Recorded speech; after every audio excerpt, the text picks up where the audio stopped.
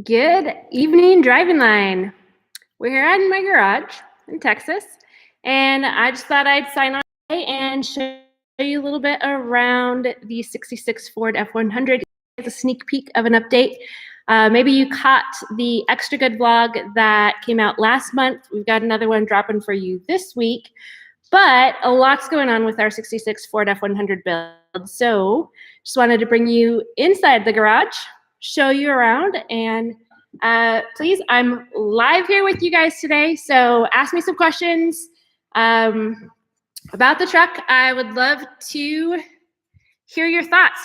So if you haven't caught the vlog Extra Good yet, but me and my husband are working on this 66 Ford F100. We moved to Texas from Southern California a couple years ago, and we need a truck, but of course, we didn't just go out and buy any old truck like a normal person totally would. We got a project truck, and it went from, hey, let's just throw an engine in it and make it go, to actually now we're doing a full frame off restoration, marrying the best of not one, but two 66 Ford F100s. So this is actually the second truck number 2. And where we're at, we are using the chassis from this truck. It did have the straight 6 engine in it that originally we were like, great, this engine is in good running condition, we're gonna use it. But no, projects never go as they're supposed to. I'm sure you guys can relate if you work in the garage as well. And so let me give you guys a little bit of a view of what we're doing. This body is going away. The body from truck number 1 is the better body. I have been doing all the body work on it right now, prepping it for paint. Actually, let's do body work first, and then I will take you around and give you the update on this chassis and what's going on with the engine and everything there. So body work has been kind of my part of the project. My husband has been doing most of the mechanicals. We're working together on this particular project. Here is the bed we'll be using. Truck number 2 had a step side bed. We don't really like that style as much. So, and this one is also in much, much better condition. So I started with this piece, did all of the removal of the paint, lots of layers of paint. And we are not trying to make this car a show car. We just want to make it well-preserved, presentable, and we want the body to reflect the love and work that we have done to it. But it is our farm truck, it's our work truck. So we started with the underside. Let me see if you guys can view any of that, but we totally stripped it, cleared it of rust, put on this great heavy coating underneath there. Then out here, this is just a self-etching leveling primer that we will be covering up with paint. And on the inside, it's bright white and all of our junk. This is actually bed coating in white. We're going to finish this truck in a, actually right here, hot rod flats, green metallic fire mist, flat metallic paint in a deep green, which will look rad, a little bit different. We didn't want it to be like everything. So this white bed, I think, will stand out quite a bit, although it will totally get dirty fast, but we'll get to that when we get to that. So that has been done. Other body parts are much behind me. Other ones are in the soda blasting booth. So we've been soda blasting, and I've also been doing sanding and wire well and discs. But here you can see the parts from both of the trucks. And this is from the better truck. This is from the worst truck. Obviously, this side has a little bit of rust. We'll encapsulate that before we move on to primer. Not making the body on this perfect. I'm still totally learning body as I go, but it's going to be a heck of a lot better than when it started. I've also been having quite a bit of fun doing a little bit of hammer and die work. which has been a great learning process for me. I was able to take a course with Gene Winfield a handful of years ago. Actually, fun fact, I will take you guys around to my workbench and show you a couple of mementos from that class. So here's signed by Gene. Louvers that we cut out. Man, I wish I had a louver machine because I love louvers. I would add them to everything. I would really, really love to get another Studebaker hood and add louvers to it, but that is another day. But anyways, I've had the opportunity to practice hammer and die work on this truck so far, just with some of these pieces. Like this is the under grill, under bumper piece, above bumper. It was really bent and warped out of shape, and so while it's by no means perfect, it straightened up a lot with just, an hour or so on hammer and dies. So you guys, if you're just joining live, hi, I'm Kristen Klein. I'm the editor-in-chief of Driving Line, and I'm just showing you around my garage. The biggest project we're working on right now is the 66 Ford F100. So I'm live here. Let me know if you have questions.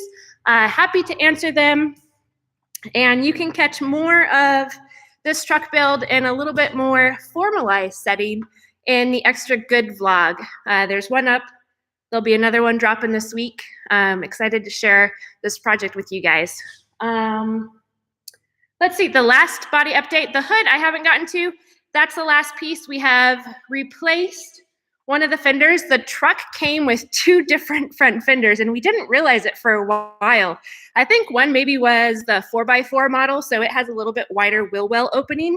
This is our extra special dirt/clean room. Right now, it is immensely dirty, filled with hundreds of pounds of baking soda, because we got a soda blaster machine to do some of the paint stripping and preparing of the body, which of course it would be a lot easier to take this all to sandblast and have somebody else do it. But it's been great fun learning how to do it myself, and albeit messy and sweaty. So yeah, this is one of the new fenders covered in baking soda.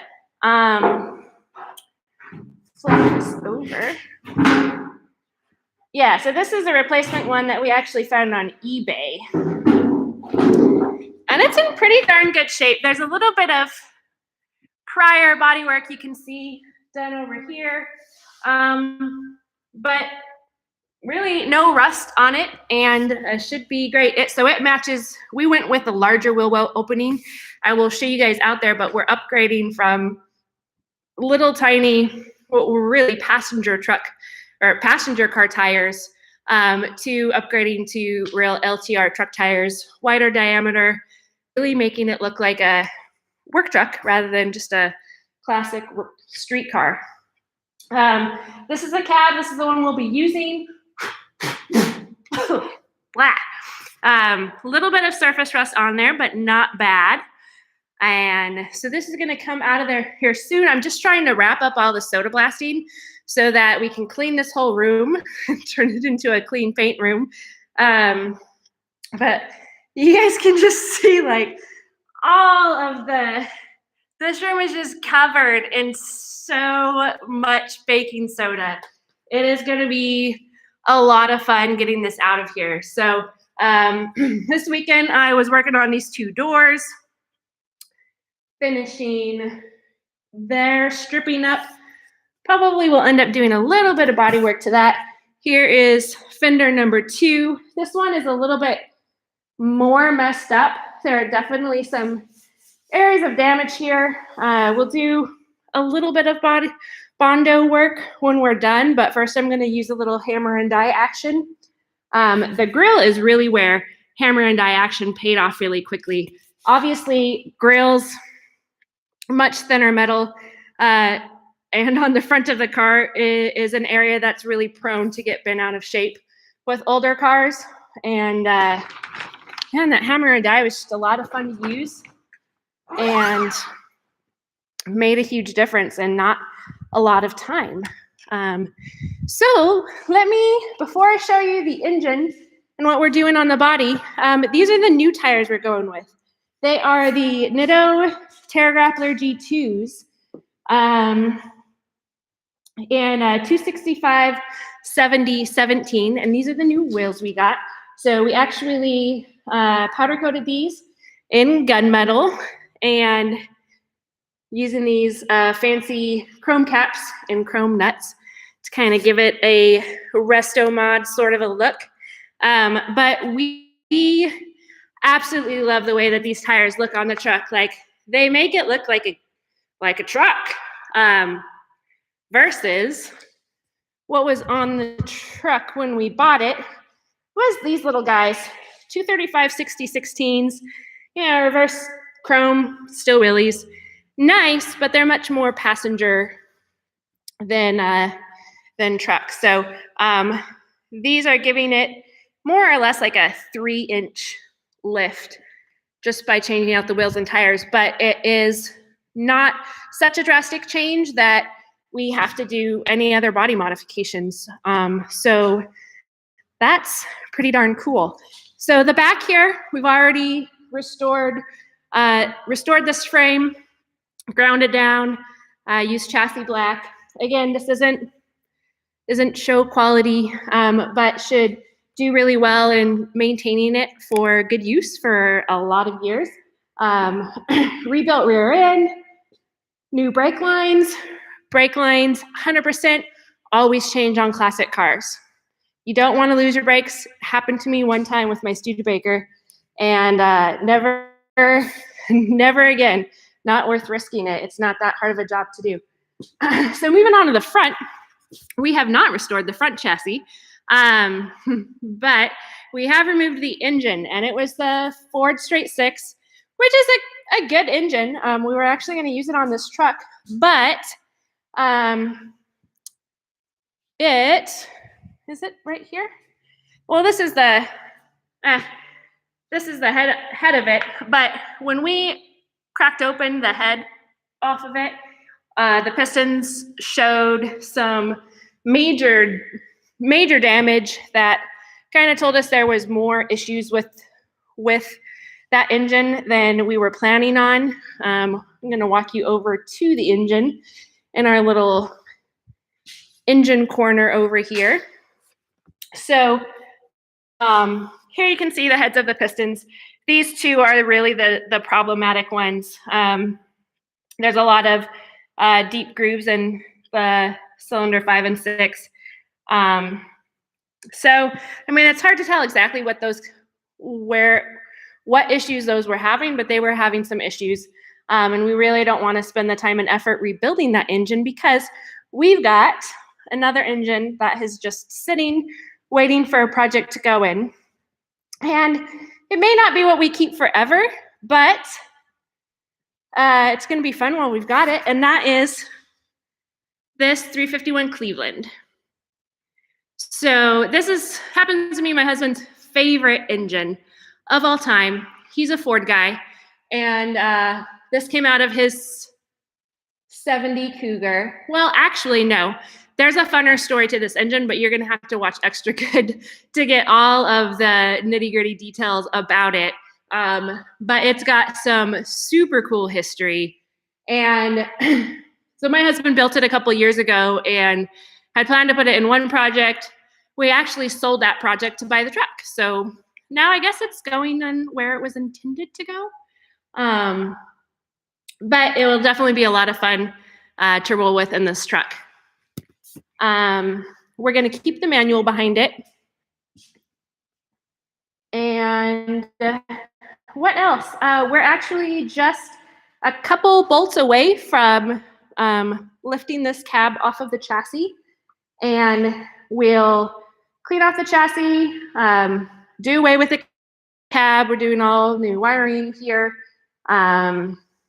new steering column. We are keeping the front I-beam suspension. So if you know 66 Ford trucks, they came with